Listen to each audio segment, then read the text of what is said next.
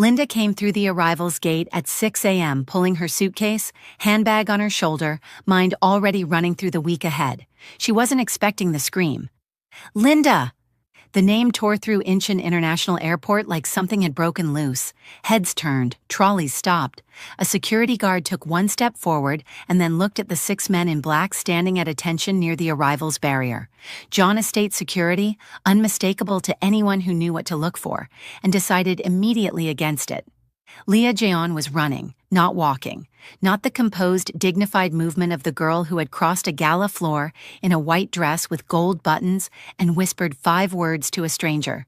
Running, full speed, coat flying, hair escaping its braids, school bag bouncing violently on her back, completely indifferent to the entire airport watching her. She hit Linda at full speed and locked both arms around her waist and burst into tears. Not sad tears, the other kind. The kind that have been sitting in a child's chest for 10 days waiting for the one person who makes them safe to finally walk through that door. John Siwon stood 5 meters behind his daughter, hands in his pockets, watching, and for the first time since Linda Pero had walked out of his estate, John Siwon exhaled. If you're sitting there wondering how a little girl who once crossed an entire gala floor to sit next to a stranger is now falling apart in the middle of Incheon International Airport, you're exactly where you need to be. If you haven't seen part 1 yet, stop right here. The link is in the description. Go and watch it first. You're going to need every single part of that story to understand what these tears mean. And if you're already here from part 1, you already know. Drop a comment and tell us, does Siwon deserve Linda after everything she did for him? Subscribe if you haven't, because what happens next, nobody is ready for.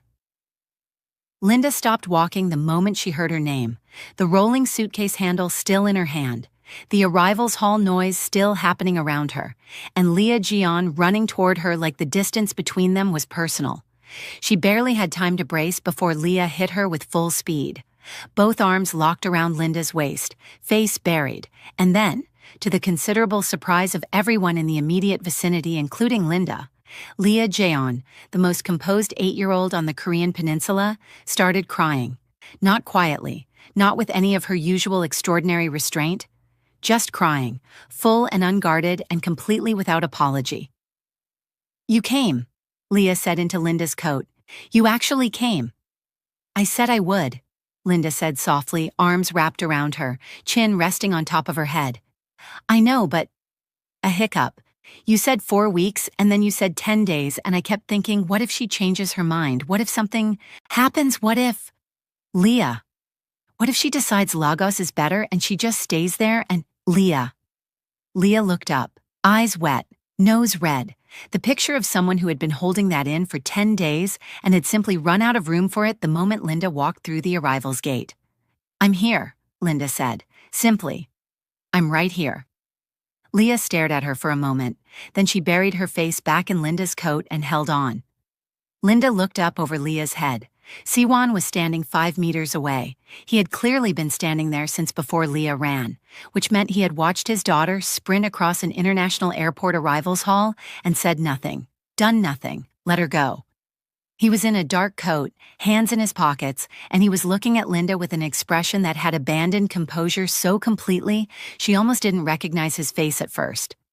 Not surprise exactly, something past surprise, something that had moved through surprise and landed. Somewhere much quieter and much more permanent.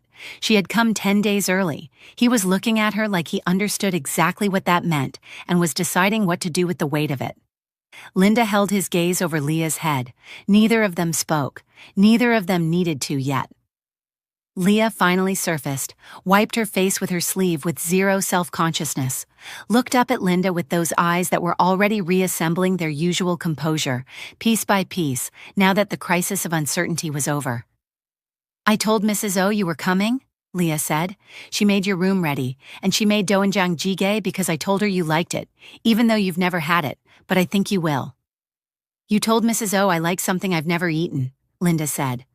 "I was confident on your behalf," Leah said. Linda looked at Siwon. He was looking at Leah with that quiet, wrecked expression she had seen on his face at the first airport, the one that said fatherhood had undone him, in ways nothing else ever had. Then he looked back at Linda. He crossed the distance between them slowly. No rush. The way he moved through every space, like it had already agreed to accommodate him. He stopped in front of her. This close. Arrivals hall noise all around them. Trolleys and announcements and reunions happening in every direction. He looked at her for a moment. 10 days, he said quietly. The flight had availability, Linda said. Something moved through his face. Small, warm, gone almost before it arrived. Of course it did, he said. He reached out and took her suitcase from her hand. Not asking, just taking it, like it was already decided that she wasn't carrying it. He turned toward the exit and said simply, "Come." Leah immediately took Linda's hand. Linda looked at the back of this man carrying her suitcase through Seoul Incheon Airport at 6 a.m., like it was the most natural thing he had ever done, and felt something settle in her chest that she didn't have an immediate word for. She let Leah pull her forward. The estate felt different in a way Linda couldn't immediately name when they arrived. Same gates, same gardens, same architecture that communicated power without trying, but something in it had shifted. Some quality of the air inside those walls that felt less like a place she had worked in, and more like a place that recognized her. Mrs. O received her at the door with the expression of someone who had been informed of this arrival by an 8-year-old and had chosen to simply adapt. "Miss Perot," she said, with something that on anyone else's face would have been warmth. "Mrs. O," Linda said, "I hear there's doenjang jjigae." Something flickered in the housekeeper's eyes. "Miss Leah was very specific about your preferences," she said carefully. "I've never had it," Linda said. Mrs. O looked at Leah. Leah looked at the ceiling. She had it for breakfast. It was extraordinary. She told Leah this, and Leah received the information with the satisfaction of someone whose confidence had been entirely justified and who wanted that noted for the record. Siwon watched this exchange from across the breakfast table with his coffee and said nothing. But twice Linda looked up and found him watching them with that expression she had learned to read, the one that lived underneath everything else. Quiet, private, the expression of a man watching something he had stopped believing was possible and finding it sitting at his breakfast table on a Wednesday morning. The first day was easy, warm. Leah had an itinerary. It was not 12 pages this time, only 9, which she presented as evidence of personal growth and restraint. It involved the Han River, a specific bingsu place that Leah had researched extensively, and a bookshop in Insadong that Linda had mentioned once on a video call, and apparently Leah had filed under essential. They went, all 3 of them. No security visible, though Linda understood. It was there, no formality, just Leah walking between them, pointing at things and explaining Seoul to Linda with the authority of a child who had decided this city needed a personal guide and she was the most qualified candidate. Once she took both their hands simultaneously, Linda on the left, Siwon on the right, and swung between them for approximately 4 steps before deciding she was too old for that and releasing them both with dignity. Linda looked at Siwon over Leah's head. He looked back. Neither of them mentioned that their hands had stayed close together after Leah let go. At one point, Leah stopped in front of a street food stall and turned to Siwon with her hand out. He produced money without breaking stride or looking down, the automatic practiced gesture of a father who had learned that resistance was inefficient. Linda watched this and pressed her lips together. "You do that without thinking," she said to him quietly while Leah negotiated at the stall with the focus of a seasoned businesswoman. "She trained me early," he said. Something in his voice, dry, almost amused, that Linda was still getting used to. John Siwon had a sense of humor. It was subtle and infrequent, and absolutely devastating when it appeared. "She trained you," Linda said. "Thoroughly," he confirmed. Linda laughed. He watched her laugh and looked away. At the bingsu place, Leah sat across from them and ate with great concentration and kept her eyes on her dessert with a focus that was so deliberate it was suspicious. Linda watched her pretend to be absorbed in her shaved ice and felt a laugh building that she kept very carefully contained. "You chose a 2-person table," Linda said. "It was available," Leah said to her bingsu. "There were 4-person tables." "This one had a better view," Leah said. "Of what?" Linda asked. Leah looked up briefly, gestured vaguely at the window, looked back down. Linda glanced at Siwon beside her, understood with sudden clarity that this entire itinerary had been engineered. The Han River, the bookshop, the bingsu place with its small tables that required people to sit very close together. Siwon said nothing, but his shoulder was against Linda's in the small space, and he made no movement to create distance, and Linda decided she was not going to address this out loud, because some things were better left exactly where they were. She looked at Leah again. Leah looked at her bingsu. "You're not subtle," Linda told her. "I don't know what you mean," Leah said to her bingsu. Siwon said nothing, but the corner of his mouth moved. Linda caught it. He didn't try to hide it. She was still thinking about that almost smile that evening when he found her in the sitting room and sat beside her and said quietly, without preamble, without making it larger than it needed to be, "I have a medical appointment Thursday morning." Linda looked at him. "You don't need to come," he said. She looked at him for a moment longer. "Okay," she said. She came anyway. The clinic was private, the kind of private that didn't have a sign outside and required a specific contact to even know it existed. The doctor, a small, precise Korean man who spoke with the careful economy of someone who understood that his patients were not accustomed to being given bad news, reviewed the results with Siwon while Linda sat in the chair beside him and said nothing. The compound had been oleandrin, extracted from Narium oleander, tasteless, odorless, accumulating slowly in the cardiac tissue over weeks and months, mimicking the symptoms of a degenerative heart condition, with enough plausibility that any doctor without specific cause to look would have looked in entirely the wrong direction. At 4 months of exposure, the damage was present but not irreversible. The doctor used the word fortunate twice. Both times Siwon said nothing and Linda looked at the wall. Fortunate. She thought about an 8-year-old. At a gala watching a woman refill a cup. She thought about a loose tile behind the East Garden bench. She thought about 3 weeks of careful, patient documentation. Fortunate didn't cover it. "The cardiac tissue will recover fully with the treatment protocol," the doctor said. 6 months, no significant lasting damage provided the protocol is followed? "It will be followed," Siwon said. They drove back to the estate in silence. Not uncomfortable silence, the kind that has too much in it to begin anywhere. At some point, Linda said quietly, "You knew it was serious." "Yes," he said. "When did you know?" "When I read the lab results," he said. "I understood what the compound was. I looked it up that night." "And you didn't say anything?" "There was nothing to say," he said. "It was already handled." Linda looked at his profile, at this man who had sat with a medical reality that would have dismantled most people and had filed it underhandled and moved forward. "Siwon," she said. "I'm fine, Linda," he said, quietly, meaning it. "I'm going to be fine." She looked at him for another moment, then she looked back at the road. "You're going to follow the protocol," she said. "I said I would." "I'm going to make sure of it," she said. A pause. Something moved through his face.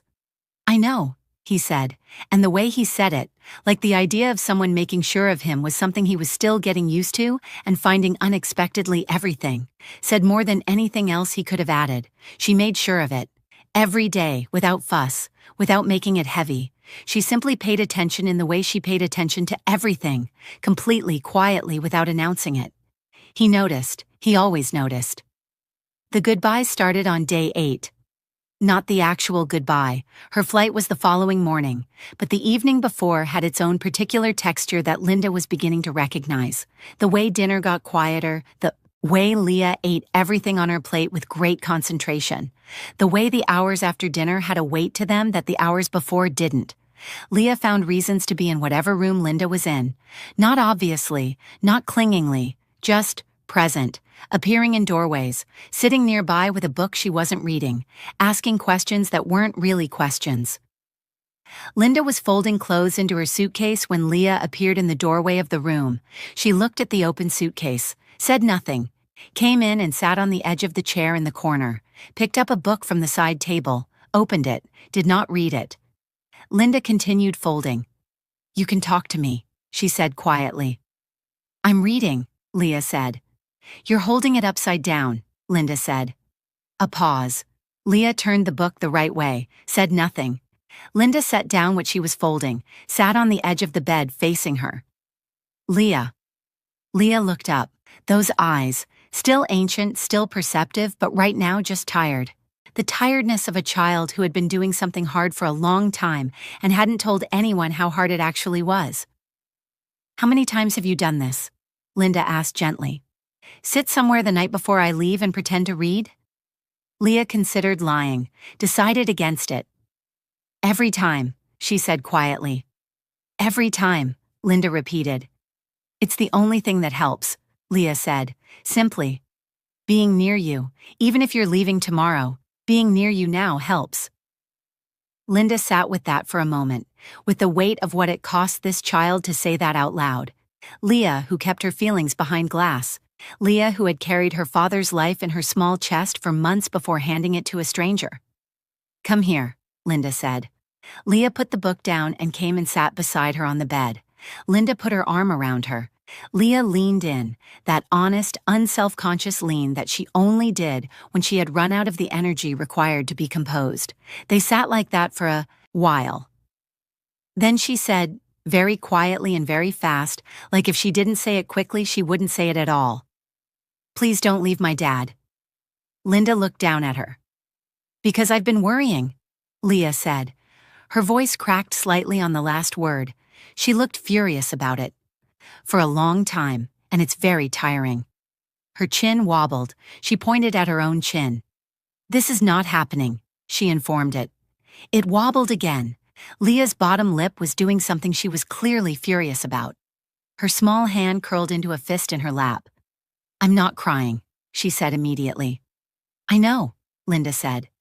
I'm not, Leah said again, more firmly, directed mostly at her own face. Then she made a sound, small, involuntary, the sound of someone who has been holding something in a very small space for a very long time and has finally run out of room. She was crying, not the airport crying, not the happy, unguarded kind. This was quieter, private, the kind that has no performance in it because there is nobody left to perform for. She cried into Linda's sleeve and did not say anything else and did not try to stop and did not apologize. Linda said nothing, just held her tighter and tighter still, until Leah's breathing evened out, until her fist slowly uncurled, until the small body beside her released, slowly, incrementally, the weight it had been carrying since the last goodbye. At some point, Leah wiped her face with her sleeve. Once, quickly. Then she straightened slightly and looked at the wall ahead of them, then sniffed once, aggressively, pulled herself together with the focused effort of someone who had a reputation to protect. Okay, she said finally, in her normal voice, like none of that had happened. Okay, Linda said back. They sat like that. Siwon appeared in the doorway 10 minutes later. He stopped when he saw them, took in the open suitcase. Leah leaning, Linda's arm around her, the particular quiet of the room. Something moved, through his face. He came in, sat on Leah's other side, the three of them on the edge of the bed in the lamplight. Leah between them, eyes closed now, breathing slowing, the small body releasing tension the way it only did when she felt completely safe. Nobody spoke. After a while, Siwon said very quietly, so as not to disturb Leah, She does this every time. I know, Linda said, equally quiet. You told me. I didn't tell you all of it, he said. Linda looked at him over Leah's head. She doesn't sleep the night before you leave, he said. She stays up. I find her in the morning with her light still on and a book she hasn't read. He paused. She thinks I don't notice. Linda said nothing. She stopped eating properly the last time, he said. The trip that ran 6 weeks. She ate, but not... He stopped. His jaw tightened slightly. Not the way she usually does. She does it quietly so nobody makes a fuss, so nobody feels guilty. He looked at Leah's sleeping face. She's 8 years old now and she's managing everyone else's feelings about her own pain. The room was very quiet. She learned that somewhere, Linda said carefully. Siwon looked at her. He understood what she meant. He didn't deflect it. Yes, he said. She did. He looked back at Leah. I don't know how to fix it, he said. And the way he said it, low and honest and stripped of everything, was the most vulnerable she had ever heard him. I can fix most things. I have spent my entire life being the person who fixes things, and I cannot fix the fact that my daughter cries herself to sleep the night after you leave and wakes up and acts like everything is fine. His voice dropped further. I cannot fix it because I am not the one who can fix it. You are, and you're on a plane to Nigeria. Linda sat with that. Siwon, I'm not saying it to make you feel guilty, he said. I'm saying it because you should know. All of it, not just the parts that are easy to say. Linda looked at Leah sleeping between them, at this child who had started everything, who had whispered 5 words at a gala and changed 3 lives without fully understanding yet that that was what she had done. I'll be back in 3 weeks, Linda said. Siwon looked at her. You said that last time. I came back in 3 weeks last time. Yes, he said. And she was fine for 2 of them, and then the counting started again? He exhaled slowly. I'm not asking you to stop coming and going, Linda. I'm asking you to... He stopped. His hands were loose in his lap, but she could see the effort in them, the deliberateness of keeping them still. I'm asking you to tell me that this ends somewhere, that there is a version of this where she stops counting days. He looked at her directly. Where I stop counting days. The lamplight was very quiet around them. Where does it end for you? She said softly. He held her gaze. Here, he said, simply. It ends here, with you here. That's the only ending I want. Give me time, she said. I've been giving you time, he said. Not unkindly, just honestly.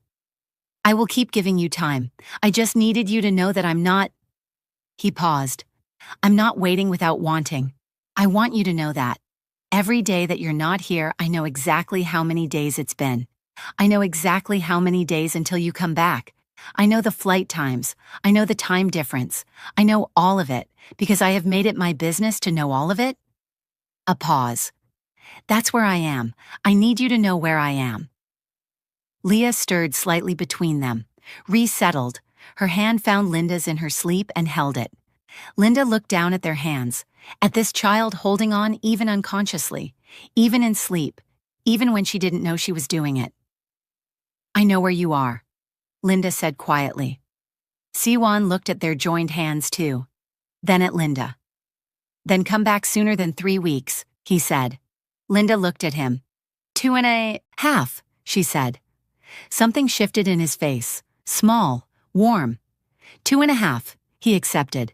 If you're still watching, you already know this story has you. Drop a comment right now and tell us, whose heart broke more in that bedroom? Leah's or Siwon's? Because Leah just told a grown woman not to leave her father, and Siwon just told that same woman he counts every single day she is not there. Subscribe if you haven't, and let's get back to Lagos. She came back in 2.5 weeks, then 5 weeks after that, then 3 again, then a stretch of 6 that nearly broke everyone including Cynthia, who had been managing Lagos operations alone and had opinions about it that she expressed at considerable volume and length. 7 months of this, Seoul to Lagos, Lagos to Seoul, the pattern establishing itself with the inevitability of something that had decided it was permanent before anyone had officially agreed to it. The estate started keeping things for her, a drawer in the guest room, a coffee preference that Mrs. O implemented without being asked, a spot at the breakfast table that nobody sat in when she wasn't there. The goodbyes were getting harder. Leah stopped pretending she was fine with them somewhere around month 4. She would sit at dinner the evening before with her chin up and her composure intact and eat everything on her plate and say normal things in a normal voice, and then at some point in the evening, she would simply find Linda and stay near her. Not clinging, not crying, just near. Siwon watched this every time, said less every time. It was month 5 when Cynthia called from Seoul, not Lagos, Seoul. I'm in Korea, she announced. Linda looked at her phone. I know you're in Korea. You said you were going for the sourcing meeting. I'm staying an extra week, Cynthia said. The fabric supplier wants to do a full range review and I decided to let them. Cynthia. I also decided, Cynthia continued, that you need some time alone in Lagos without me hovering. You've been going back and forth for 5 months and you need to just Be in your city for a moment, without me calling every hour.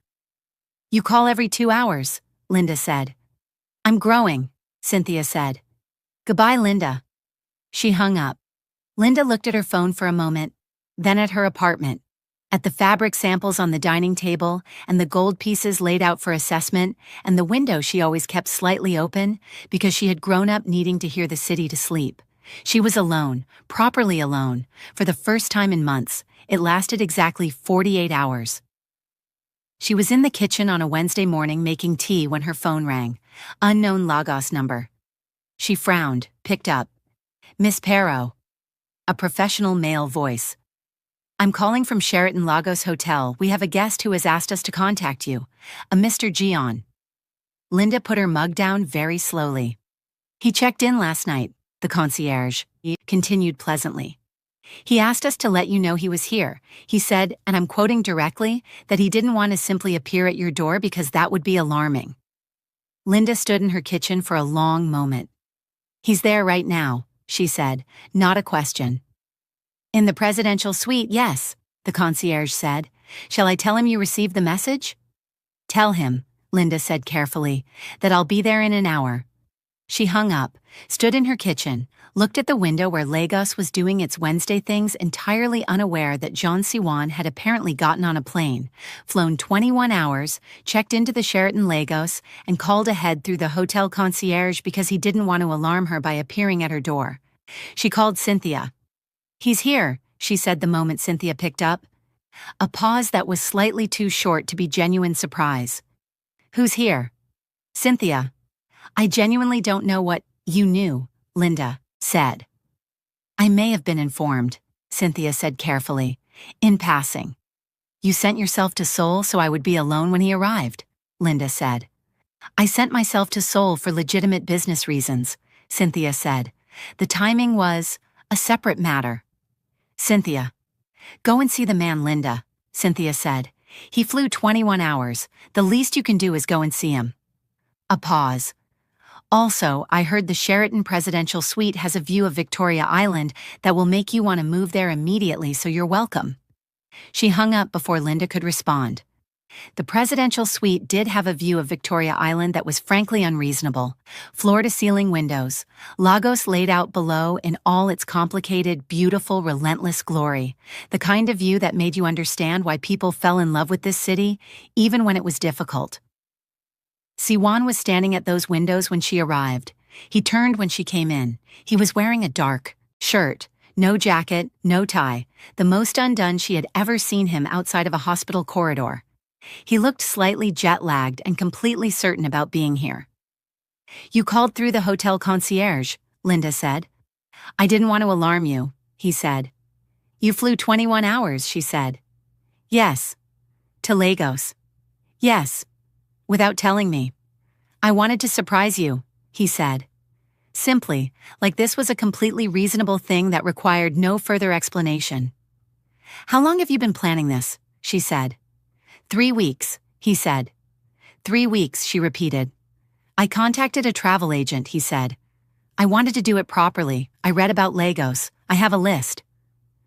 He said this last part with such complete seriousness that Linda had to look at the ceiling for a moment. I want to understand your city, he said, the way you understood Seoul. I want to stand in it. Linda looked at him for a long moment.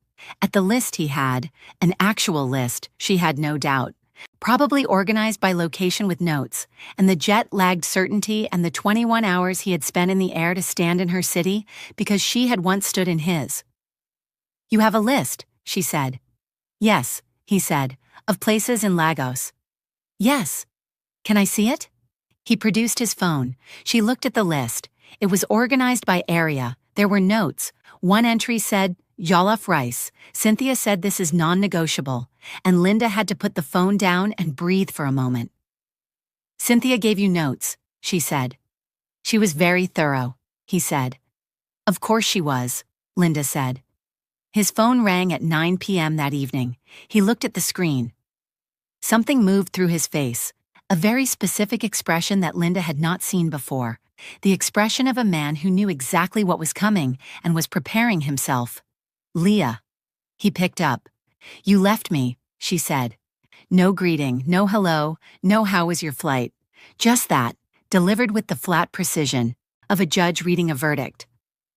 I'm on a business trip, Siwon said. A business trip, Leah repeated. Yes. To Nigeria. Yes. A pause so long he checked if the call had dropped. What kind of business? She said. Surveying, he said. Market research. Linda, sitting across from him eating jollof rice, stopped chewing. Another pause. You, Leah said slowly, are doing market research. Yes, Siwon said. In Lagos. Yes, by yourself. Siwon glanced at Linda. Linda had put her fork down and was looking at the ceiling with the expression of someone trying very hard not to exist in this moment. Yes, Siwon said. The silence that followed had texture. It had weight. It was the silence of an 8-year-old who had been lied to by someone who should have known better and was now deciding exactly how much rope to give him. Okay, Leah said finally. Siwon's shoulders dropped approximately 3 centimeters with relief. I want a report, Leah said. The shoulders went back up. A report, he repeated, of the market that you researched with findings and photographs. A pause. Detailed photographs of the market research. Leah, I also want jollof rice, she said, from Lagos. Not the kind Mrs. O makes, real Lagos party jollof. Cynthia said there's a difference and that the difference is significant and that anyone who disagrees has never had real jollof. I'll bring jollof rice, he said. Thank you, Leah said pleasantly. Good night, tell Linda I said hello. The line went dead. Siwon sat holding his phone. Linda picked her fork back up, very carefully, not looking at him. She knew, she said. From the beginning, he said, she let you have the lie. She let me have the lie, he confirmed. He set the phone down, stared at it. She wants a report. With findings, Linda said, and photographs. Detailed photographs, Linda said, of the market research. Siwon said nothing. You're going to have to write a fake market research report, Linda said, for your 8-year-old daughter. I'm going to have to write something that resembles one, he said, detailed enough that she accepts it without technically being able to call it a lie. She's 8, Linda said. She's Leah, he said. Like that explained everything, because it did. Linda looked at him, the most feared man in Seoul, sitting in a Lagos presidential suite at 9 p.m., calculating the minimum acceptable content of a fake market research document that would satisfy an 8-year-old's demand for accountability. She put her fork down and laughed until the jollof rice went cold. He stayed for 4 days. Linda showed him Lagos the way Lagos deserved to be shown, not as a tourist, but as a city that had to be felt. She took him to the market in Balogun, where the noise and color and commerce happened at a volume that left no room for anything except presence. She watched him move through it, composed as always, taking everything in with that complete attention, occasionally stopping to look at something specific with the focused interest of a man who was filing things properly. At one point, a trader grabbed his arm enthusiastically trying to sell him fabric. Siwon looked at the hand on his arm. The trader, who had been doing this for 30 years and had excellent instincts, released the arm immediately and redirected his enthusiasm toward the fabric itself, which he presented with renewed energy. Siwon bought 3 meters of it. Linda didn't ask why. She suspected it was for Leah. It was for Leah. She took him to a buka, a local Nigerian restaurant, plastic chairs, no pretension, the kind of food that required no ambiance because it was the ambiance. She watched Siwon sit in a plastic chair in a Lagos buka in his dark shirt and eat jollof rice and bowl with the focused appreciation of someone who understood immediately what Cynthia had meant about the difference being significant. He ate everything, ordered more, said very little, the highest possible compliment. Well, Linda said. Cynthia was right, he said. The difference is significant. Linda laughed. He watched her laugh with that expression that never quite became a smile in public but was always close. On the 3rd evening, they sat on her apartment balcony with the sounds of Lagos rising around them. The horns, the music from somewhere down the street, the particular energy of a city that had never once in its history agreed to be quiet. The sky was doing something extraordinary with the sunset. Lagos light had always been different. Warmer, more dramatic, like the city demanded that even the sky perform. Siwon sat beside her and looked at it. "I understand now," he said. "What do you understand?" she said. "Why you kept coming back," he said. "Every time." He looked at the city below. "This city is in you, the same way Seoul is in me. You can't just leave it. It goes. With you." Linda looked at him. "I'm not asking you to leave it," he said. He turned and looked at her directly. "I want you to know that. I'm asking you to expand, not abandon." He held her gaze. "Lagos and Seoul, both. We can make both work." Linda sat with that for a moment, with the particular sound of her city around her and this man beside her who had flown 21 hours with a list and a concierge call and 3 meters of fabric for his daughter, and was now sitting on her balcony telling her she didn't have to choose. She didn't say anything for a long time. "The jollof rice," she said finally. He looked at her. "Did you like it?" she asked. A pause, something in his face. Understanding that she wasn't talking about the rice. "Yes," he said quietly. "Very much."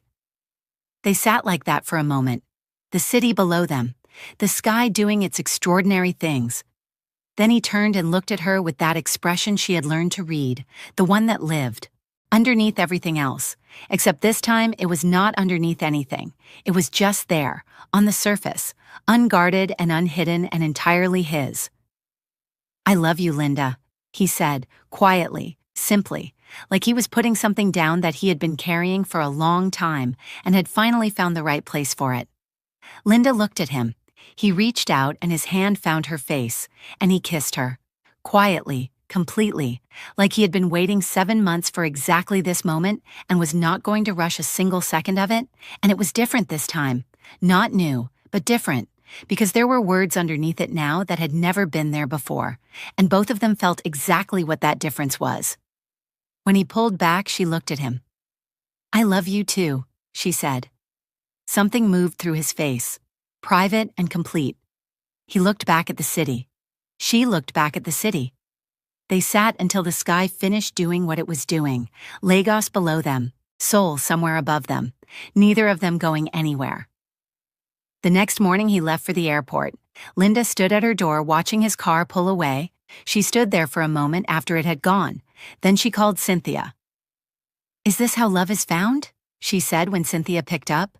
Not dramatically, not with tears, just quietly, with the genuine wonder of a woman who had built everything herself and was only now understanding that some things couldn't be built. They just arrived, quietly, completely, in plastic chairs and concierge calls, and a man who flew 21 hours because he wanted to stand in her city. Cynthia was quiet for a moment, which from Cynthia was extraordinary.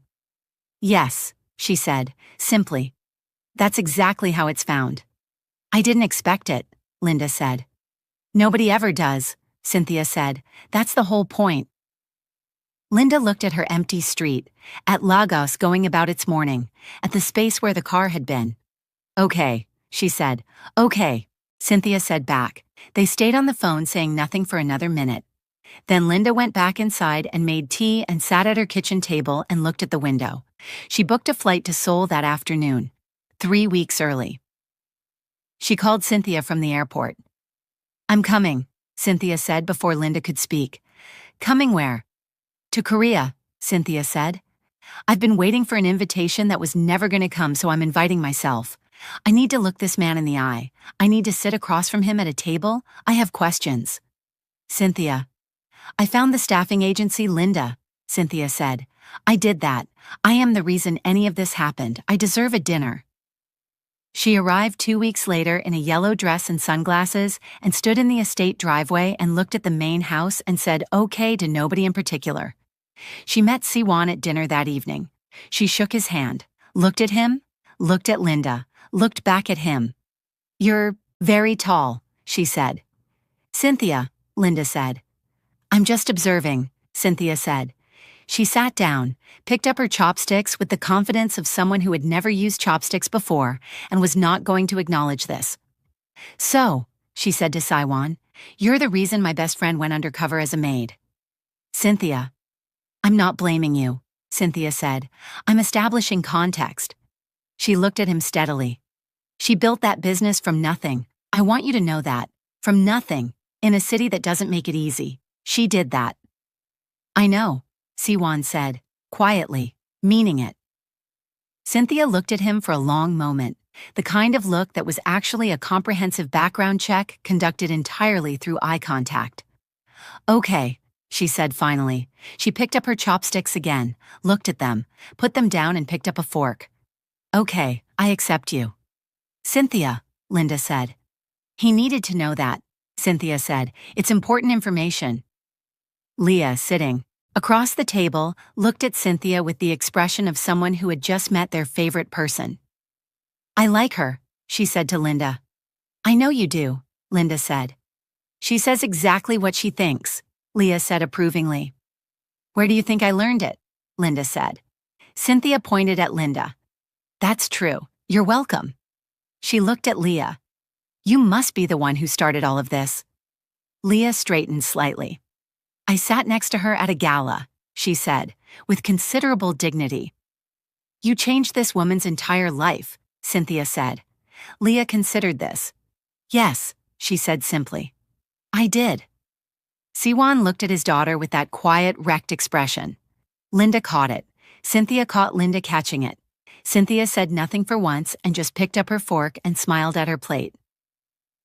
Until the evening before Linda's departure in month 6, when Leah had fallen asleep early, exhausted from a school trip, and it was just the two of them in the main sitting room. And the quiet was the particular kind that had been building for weeks and finally had enough weight to land. This isn't working, Siwon said. Linda looked at him. The coming and going, he said. It isn't working, not for Leah. A pause. Not for me. Siwon. I'm not asking you to give anything up, he said. Carefully, like he had thought about exactly how to say this. Your business, your life. I'm not asking you to abandon any of it. I'm asking you to move it. He held her gaze. Seoul has a market for what you do. Gold, accessories. I have contacts that would take me one phone call. One. It's not that simple. It's not simple, he agreed. But it's possible. And you know it's possible because you've already thought about it. I can see that you've thought about it.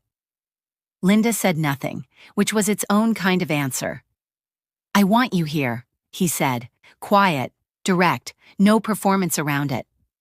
I want Leah to stop counting days. He paused, something moving. Through his face that he let show, I want to stop looking at that seat at the breakfast table when you're not in it. The room was very still. Give me a real answer, he said. Not logistics, not the business. A real answer. I'll think about it, she said. It wasn't yes, but it wasn't no. And John Siwon, a man who did not wait well by his own admission, looked at her and accepted it with a patience that cost him considerably. 3 weeks, he said. 3 weeks, she confirmed. He nodded once. She left the next morning. She thought about it the entire flight home. She thought about it the week after that too. And the week after that. She thought about it over her morning coffee and in the middle of client meetings and at night when Lagos was loud outside her window and Seoul felt very far away and also somehow not far enough. She thought about it so thoroughly and so consistently that Cynthia looked at her across their office one afternoon and said, "Whatever it is, just decide already. You're making me tired." Linda said nothing. She hadn't decided yet. Then came Wednesday. She found out on a Wednesday. Not in Seoul, in Lagos. Alone in her bathroom at 7 a.m. with the kind of silence around her that happens when the world hasn't caught up yet with something that has already changed everything. She sat on the edge of the bathtub for a long time. She thought about 7 months of coming and going. She thought about a conversation in a sitting room that she had said she would think about. She thought about a breakfast table with a seat nobody sat in. She thought about Leah. She looked at the test in her hand.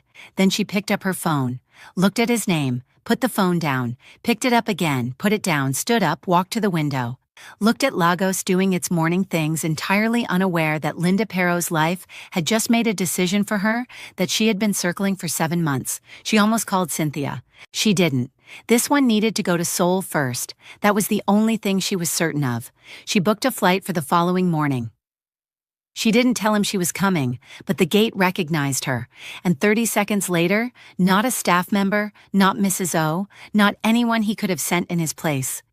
Siwon opened his own front door, which meant he had been told she was at the gate, which meant the security system had flagged her arrival, which meant approximately 30 seconds had passed between the gate opening and Siwon appearing at his own front door in a way that suggested he had not been sitting calmly in his study. He looked at her suitcase, at her face. For a moment, neither of them said anything. He had clearly been running, not literally, but the composed, unhurried man she knew was slightly less composed than usual, slightly less unhurried, like 30 seconds had not quite been enough time to reassemble everything. "You didn't call," he said. "I needed to say something in person," she said. Something shifted in his expression immediately. She watched him read her face the way he read everything, quickly, thoroughly, finding things she hadn't consciously put there. His eyes moved over her and she watched him arrive somewhere close to the truth before she had said a single word. He stepped back from the door. She came inside. They stood in the entrance hall, the estate quiet around them. Leah was at school. Mrs. O was somewhere in the East Wing, just the two of them in the particular silence of a house holding its breath. Linda set her suitcase down, looked at him. "I'm pregnant," she said. The silence that followed had no panic in it, no scrambling, no performance of shock. Siwon went very still, that complete, total stillness that she knew now was not emptiness, but the opposite. A man containing something too large to let out all at once. He looked at her. She watched his face, and there, underneath the stillness, rising through it slowly like something that had been waiting for permission, was the thing she had not been certain she would find. Relief. Quiet. Profound. The relief of a man who had wanted something so badly he hadn't let himself say it out loud and had just been handed it without asking. He crossed the room, slowly, stopped in front of her, looked at her face for a long moment, reading it, finding what was there, finding what wasn't. "Are you scared?" he said quietly. "Yes," she said. "Of the baby?" "Of all of it," she said. He nodded slowly, then, "Are you staying?" Linda looked at him, who had a daughter who believed in fairy tales and had been quietly engineering one for months. "I think the baby has made that decision for me," she said. "I'm not asking about the baby," he said. "I'm asking about you." The room was very quiet. "Yes," she said. "I'm staying." Something moved through his face, complete and unguarded and entirely private. The expression of a man in the precise moment that something he had stopped believing in became real. He reached out and took her hand, held it, said nothing. They stood like that in the entrance hall of the Seoul estate, while Seoul moved outside the walls, and somewhere across the city, a little girl was sitting in a classroom completely unaware that her fairy tale had just decided to stay. The next morning, Linda came downstairs to find Mrs. O standing at the kitchen window with the expression of a woman who had seen many things in this estate and was currently processing one more. Linda followed her gaze. Siwon was in the pool, not standing beside it, not supervising something near it. In it, swimming, actual laps, back and forth with the focused commitment of a man who had decided this was happening and had no further notes. Linda stood beside Mrs. O and looked at this for a moment. "Has he done this before?" she asked. "No," Mrs. O said, very carefully. "Ever?" "Not once," Mrs. O said, "in 6 years." They watched him complete another lap. "He came down at 6 this morning," Mrs. O said, in the tone of someone filing a report. "In swimming shorts." A pause. "I didn't know he owned swimming shorts." Linda pressed her lips together very firmly. She went and stood at the edge of the pool. Siwon completed his lap and surfaced and looked up at her. Water, hair, the composed expression somewhat undermined by the overall situation. "You're swimming," Linda said. "Yes," he said, "at 6 in the morning." "Yes," he said again. Like this was a completely normal development that required no further explanation. "Why?" Linda said. He looked up at her from the water, and for the first time since she had known him, since the gala and the estate and the midnight calls and 7 months of her going and coming and going again, John Siwon smiled. Not the small barely there thing, not the private corner of the mouth, movement, a real one, open and unhurried and entirely unbothered. "Because I want to," he said, and pushed off the wall and kept swimming. Linda stood at the edge of the pool and looked at him. This man, this composed, controlled, closed door of a man who had spent 7 months being patient and careful and waiting, was in a pool at 6 a.m. doing laps because he wanted to, because something in him had finally completely exhaled, because he had won, and he knew it, and he was going to swim about it if he felt like it, and nobody, including Linda Perro, was going to say a single thing about it. She turned and walked back to the kitchen. Mrs. O handed her coffee without a word. "Thank you, Mrs. O," Linda managed. "Of course," Mrs. O said, looking straight ahead, professionally. "He was also in the pool yesterday evening," she added. Linda looked at her. "He has been swimming," Mrs. O said carefully, "since the day you arrived." Linda took her coffee, sat down, looked at the pool, through the window where Siwon was completing another lap with great dedication. His assistant came to him that same morning with a schedule that was, by any reasonable measure, non-negotiable.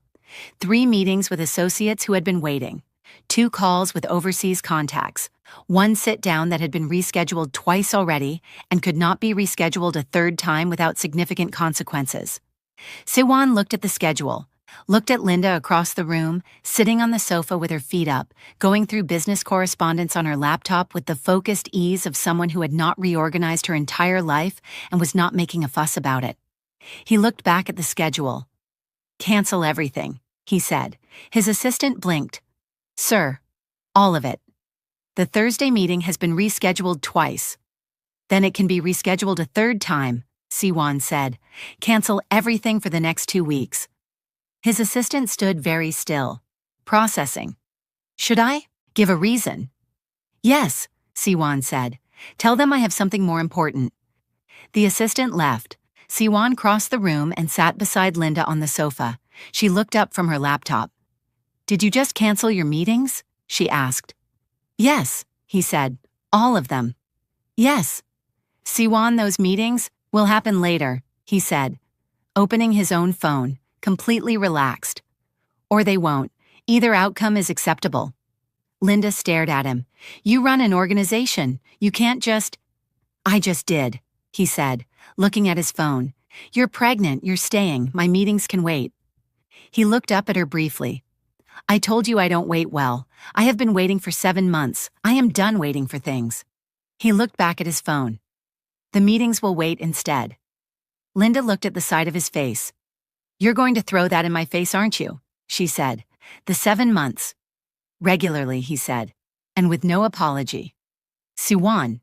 7 months, Linda said pleasantly. "I was in a pool at 6 this morning. I canceled 2 weeks of meetings. I feel I have earned both." Linda opened her mouth, closed it, looked back at her laptop. "You're impossible," she said. "You're staying," he said. Simply, like that answered everything, because for him it did. Leah found out that evening. Linda had wanted to tell her gently, had planned a careful, age-appropriate conversation, had thought about the right words and the right moment. What actually happened was that Leah came home from school, dropped her bag at the door, walked into the sitting room, looked at Linda sitting there with Siwon, looked at their faces, looked at their hands not quite touching on the sofa between them, looked at Linda's face specifically with those ancient perceptive eyes, and said, "Something happened." "Leah," Siwon started. "Something good," Leah said, not a question. "Something good happened." "Come here," Linda said. Leah came, sat beside her, looked at her with complete attention. "You're going to have a sibling," Linda said. The silence lasted exactly 2 seconds. Then Leah Jian burst into tears for the 3rd time in her life. Happy ones, completely helpless and happy. She grabbed Linda's arm with both hands and pressed her face into her sleeve and cried with the full abandon of a child who had been waiting for something she didn't have a name for and had just been told its name. Siwon watched his daughter. His jaw was set. His eyes were doing considerable work. Linda put her arm around Leah and looked at Siwon over her head. He looked back and smiled. Not the small, barely there thing, a real one. Quiet and private and completely unguarded. Linda decided immediately that she would spend a considerable amount of time making it happen again. She did not have to wait long. It happened on a Thursday, over soup, specifically over salt. Linda had mentioned at lunch, casually just as an observation, that the soup was slightly saltier than she usually liked it. She said it once, did not repeat it, finished the soup, moved on. That evening, Mrs. O appeared in the doorway of the sitting room where Linda was reading and stood there with the expression of someone who had survived a significant event and needed to debrief with the only available witness. Linda looked up. "I need to inform you," Mrs. O said carefully, "of a conversation that occurred in the kitchen this afternoon." Linda set her book down. "How bad?" "Mr. Jian," Mrs. O said, "came to the kitchen at 3 p.m. He spoke to the kitchen staff for..." She paused. 40 minutes, about salt. Linda stared at her. "Specifically," Mrs. O continued, "about the quantity of salt used in today's lunch soup, the appropriate level of salt for a pregnant woman's diet, the difference between sea salt and table salt, and which was preferable, and the importance, and I am quoting directly, of paying attention." 40 minutes, Linda said. "I timed it," Mrs. O said, "from the corridor, because I needed to know when it was safe to go back in." Linda pressed both hands over her face. "The kitchen staff," Mrs. O said, "are now operating under new salting guidelines. Written down, there is a document." "A document," Linda said into her hands. "1 page, Mrs. O said, "with bullet points." Linda made a sound that was not quite a laugh and not quite a cry. "Mrs. O," she said finally, "I'm sorry." "Don't be," Mrs. O said. And then, for the first time in Linda's experience of this woman, something that was unmistakably warmth crossed her face, quiet and genuine. "In 6 years," she said, "I have never seen him like this, not once." She paused. "It's a good document," she said. Then she turned and walked back toward the kitchen. Linda sat in the sitting room alone. Then she got up, walked to Siwon's study, opened the door without knocking, and stood in the doorway. He looked up from his desk. "A document," she said, "with bullet points." He held her gaze. "Salt intake during pregnancy is a documented health consideration," he said. "I take health considerations seriously." "You gave my kitchen staff a document." "Our kitchen staff," he said, calmly, like that was the normal part of the sentence. Linda stared at him. He looked back at her with the complete, unruffled composure of a man who had written a 1-page salt document and had absolutely no regrets about it. "Siwon," she said. "Yes. You wrote a document about salt." "With references," he said. Linda turned around and walked back out. She stood in the corridor and laughed until her eyes watered. He proposed on a Tuesday, not a special Tuesday, not a planned one. He had simply walked into the kitchen where Linda was going through business monthly reports and stood beside her and said, "Marry me." Linda looked up from her laptop. He was looking at her with that direct, unornamented attention, no performance, no staging, just the question. "Just like that," she said. "Just like that," he confirmed. "No ring?" He reached into his jacket pocket and placed a ring on the counter beside her laptop. She looked at it, looked at him. "You had that in your pocket," she said. "For 2 weeks," he said. 2 weeks, she repeated. "I was waiting for the right moment," he said. "Then I decided there wasn't a right moment. There was just a moment." "Yes," she said. He picked up the ring, put it on her finger, looked at it for a moment. "Leah is going to be insufferable about this," he said. "She absolutely is," Linda agreed. They were both right. Leah was insufferable about it immediately, comprehensively, and with the energy of someone who felt personally vindicated. She told Mrs. O before dinner. She told her teacher the following morning. She came home with a handmade card that said "finally" on the front in large letters and contained inside a detailed account of her role in the proceedings. Linda read it at the kitchen table and laughed until she cried. Siwon read it after her, set it down carefully. "She wrote finally," he said. "In large letters," Linda confirmed. She's 8, he said. She's been waiting since she was 7, Linda said. He looked at the card for another moment, then he picked it up and put it in his jacket pocket. Linda watched him do it, said nothing. Some things didn't need words. They were married on a Saturday in early spring when Seoul was doing its best work. Cherry blossoms making the city look like it had been designed specifically for the occasion, which Leah pointed out was essentially true, since she had been manifesting this outcome for over a year and the universe had simply cooperated. It was small, private, the way everything that actually mattered to Siwon was contained, chosen, real. Leah stood beside Linda for the entire ceremony in a dress she had selected herself after. Rejecting 14 others, she held Linda's flowers when required. She handed them back at precisely the right moment. When it was done, Leah looked at both of them and then looked at her shoes and smiled the smile she saved for things that were too big for her face to contain all at once. Cynthia cried, loudly without embarrassment. She was the only one who did, and she felt this was entirely appropriate. Afterwards, in the quiet of the reception, glasses of champagne and cherry blossoms, and the particular warmth of a small room full of people who had chosen to be there, Linda found Cynthia by the window dabbing her eyes with the focused dignity of someone who had cried considerably and was not going to discuss it. "You cried more than me," Linda said. "I was moved," Cynthia said, with great composure. "Cynthia, you were the one who told me not to go. You called me a crazy person. You said I was going to die in a Seoul Mafia estate. I was concerned for your safety. You cried through the entire ceremony," Linda said. "I didn't cry once. I was the one who went on the mission and you were the one against it, and somehow you cried more than me at my own wedding." Cynthia straightened, smoothed her dress. "I cry when I am proud," she said with enormous dignity. "It is a completely different kind of crying." "You were loudly proud," Linda said. "The occasion warranted it," Cynthia said.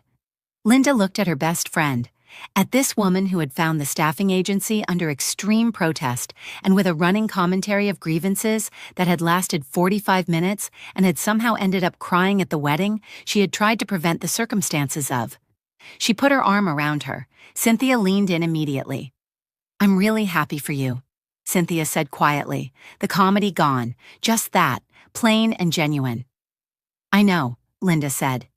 "He's a good man," Cynthia said. "Tall, but good." "He is," Linda said.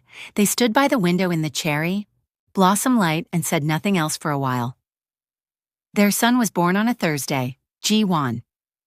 Leah's suggestion, offered one evening at dinner with the casualness of someone who had been thinking about it considerably longer than she let on. He arrived with the particular chaos that births arrive in, and Siwon, who had faced things that would make most men disappear, stood in that hospital room and was undone by something that weighed less than 4 kilograms. He held his son for the first time with the careful, absolute focus of a man handling something precious. Linda watched his face from the bed. Leah stood beside him on her toes trying to see. He crouched down without being asked, so she could look properly. She looked at her brother for a long time, then she looked at Linda, then at Siwon. "Our family is bigger now," she said. "Yes," Siwon said, quietly. "I made this happen," Leah said. "Leah," Linda started. "I sat next to her at the gala," Leah said, simply, factually. "None of this happens if I don't sit next to her at the gala." Siwon looked at his daughter, at his son in his arms, at his wife in the bed. "You're right," he said. "You did." Leah nodded, satisfied. She reached out one careful finger and touched Jiwon's hand. His fingers closed around hers with the instinctive grip of someone who had just arrived and was already holding on. Leah went very still. Then very quietly she said, "Hi, I'm your sister. I've been waiting for you." Linda pressed her hand over her mouth. Siwon looked at the ceiling for a moment. Time moves the way it does when life is finally going in the right direction, quickly, warmly, and without the weight it used to carry. Their life settled into itself. The business grew. Linda's gold and accessories found their soul footing. Mrs. O developed a relationship with Linda that was never warm exactly, but was deeply respectful, which from Mrs. O was essentially the same thing. Leah turned 9, then 9, 10. She remained the most composed, perceptive, strategically gifted child in any room she entered. She also remained completely unable to maintain her composure around Siwon, who she loved with a ferocity entirely disproportionate to his size. She read to him, she explained things to him, she sat beside his crib in the evening sometimes just to be near him, the way she had once sat beside Linda on a sofa the night before a departure, because proximity was its own kind of language, and Leah had always spoken it fluently. Cynthia flew in twice a year and walked through the showroom with the expression of someone who was proud and would be telling this story for the rest of her life. One evening, Siwon asleep, Leah reading in her room, Siwon somewhere in his study, Linda sat in the kitchen with Cynthia over 2 cups of tea and the comfortable quiet of a friendship that had survived undercover maid missions and 21-hour flights and weddings cried through loudly. Linda looked at her tea for a long moment. "I asked you something once," she said, standing at my door in Lagos watching his car leave. Cynthia looked at her. "I remember." "I want to ask it again," Linda said, "but it's different this time." She looked up.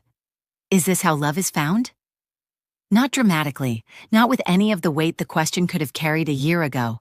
Just quietly, with wonder, the genuine wonder of a woman who had built everything herself, the business, the reputation, the independence, all of it, and had discovered that the one thing she hadn't built had simply arrived. In a gala, in a whisper, in a little girl who had crossed an entire room and decided she was safe. Cynthia looked at her over her tea. "Yes," she said, simply. "That's exactly how it's found, when you're not looking, when you're minding your business in a corner with a drink." Linda smiled. "I wasn't even supposed to be at that gala," she said. "I know," Cynthia said. "I found the invitation." "You changed my life," Linda said. Cynthia pointed at her. "I want that in writing." Linda laughed. Cynthia smiled at her tea. Outside the kitchen window, Seoul moved through its evening. Inside the estate, everything was exactly where it was supposed to be. Or almost everything. Because John Siwon, composed, controlled, the most feared man in Seoul, still had one habit that nobody including Linda had been able to explain, predict, or cure. He still called her at midnight sometimes, not because he couldn't sleep, just because he wanted to, even when she was lying right beside him. The first time he did it after they were married, she felt his phone light up the room and looked at the ceiling before she picked up. "Siwon," she said. "Yes," he said, from beside her, in the same bed, looking at the same ceiling.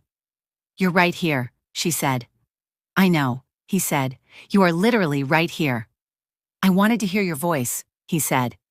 Simply, the same reason he had given her the very first time, when Seoul and Lagos were apart, and he had looked up the flight 4 times in 1 week. Some things didn't change. She lay there with her phone against her ear, and this man beside her doing the same thing, and felt something so warm and so completely absurd move through her chest simultaneously. "How are you?" he said. She turned her head and looked at him. He was looking at the ceiling, phone to his ear, completely unbothered. "I'm right here, Siwon," she said softly. He turned his head, looked at her. "I know," he said. "That's why I'm better." Linda smiled at the ceiling. "Good night, Siwon," she said. "Good night," he said. Neither of them hung up for a while. Outside their window, Seoul moved through its evening. Inside the estate, Leah was asleep with a book on her face. Jiwon was breathing in the small, steady rhythm of someone with no concerns whatsoever.